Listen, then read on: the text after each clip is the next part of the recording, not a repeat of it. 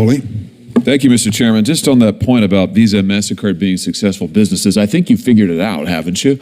I mean, what's your profit margin, Ms. Kirkpatrick? It's circa 50%. Mr. Sheedy? Slightly higher. It's higher than 50% profit margin? Slightly higher than MasterCard, yes. Yeah, that's incredible. 50% profit margin. I mean, that's absolutely unbelievable. What's the answer to the Walmart question, by the way, that Senator Welch posed to you? What's Walmart's interchange fee that you negotiate with them? I don't have it with me today. You don't have any idea whatsoever? No. Is it higher or lower than 2.5%? Walmart negotiates their rates based on the business that they do with us. Meaning they're big. They're really big. They're gigantic. So they get a better deal than Mr. Callahan or most small businesses in Missouri. Is that what you're telling me? Yeah, Senator, we have volume discounts that we offer to some merchants. I suspect Walmart is one of them. And, I don't believe that it's commercially unreasonable to get an arrangement where in exchange for more volume, a merchant can qualify for lower rates? Well, I'm sure it's not commercially unreasonable for Walmart, or certainly it's in their financial interest and in yours, but I doubt it's in Mr. Callahan's financial interest. And my question to you, Mr. Callahan, is when you've got Walmart and other major competitors getting charged much less than you are, why in the world would you stick with these guys? I mean, why is it that small businesses continue to use Visa and MasterCard when you're getting charged so much more? It's in my opinion, it's a matter of convenience for the customer, and customers matter to our business. Maybe is it because that Visa and MasterCard are effectively monopolies? They control 80% of the market. Certainly part of the 80% of the market. I'm just having a hard time understanding, Mr. Sheedy and Ms. Kirkpatrick. You have a business model. You're making over 50% profit margin. You are able to give the shaft to small businesses. Estimated cost to Missouri businesses from these fees is $1.5 billion. That's with a B, $1 billion a year. Why aren't all of these businesses running away from this model? Because they don't have a choice, because you control so much of the market. This is classic monopolistic behavior, and yet your testimony here today is you don't want any competition. You have 80% of the market, but you don't want any more competition. I'm having a hard time finding that position defensible, let alone sympathetic.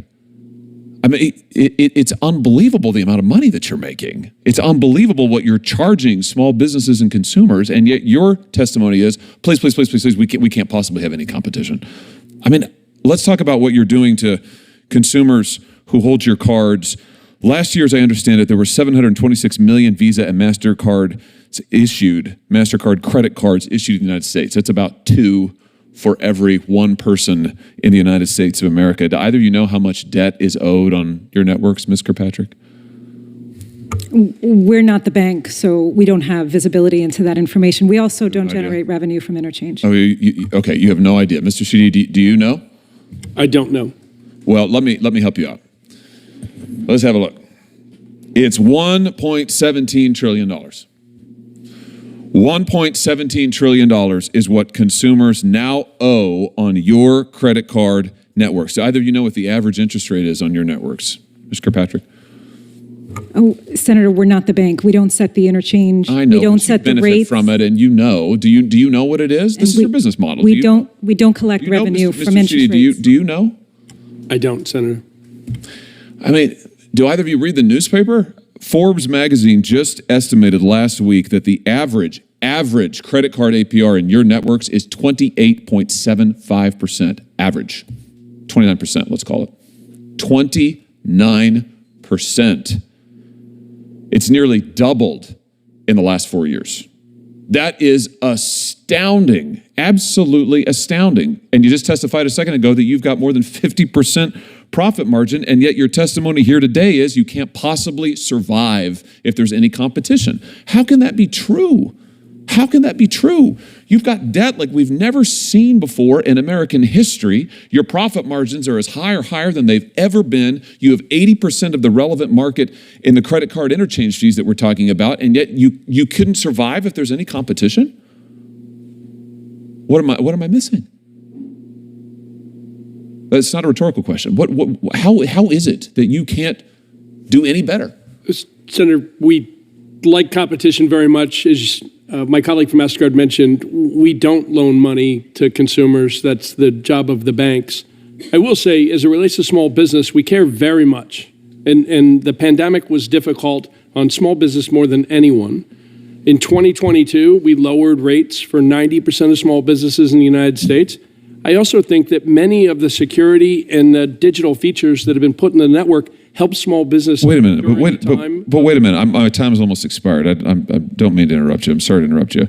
But hold on just a second. You've increased the swipe fees consistently in the last few years. You've raised them, even as your network has expanded, even as your profit margins have gone up. You've raised the swipe fees. And in terms of competition, you are paying competitors not to enter the market. The DOJ lawsuit says that you threaten retailers with staggering financial penalties. That's a quote, staggering financial penalties if they use a competitor, and you're paying Apple and Square and others not to compete in your market. You've got 80% market share, and you are paying off would-be competitors not to come into the market while you charge people like Mr. Callahan, who knows how much more than big entities like Walmart. I mean, this is just classic collusive monopoly behavior. And your testimony is, you can't accept any more competition. I agree with one thing that my colleagues down the dais have said, which is that this is not a sustainable situation. It is not sustainable. This has to change. 1.17 trillion in debt, this has to change. And I'll just end with this, Mr. Chairman. I thought one of the best proposals that the President-elect Trump, made during his last campaign, his most recent campaign, was to cap the interest rates of credit cards. So we could do that. We could do this and that. I think it's a great idea. I don't know why 30% interest rate should be charged on debt like this. I don't understand it. And I don't understand why you won't accept the smallest modicum of competition when it comes to these retailer fees. And I'm just here to tell you, this will not stand. Thank you, Mr. Chairman.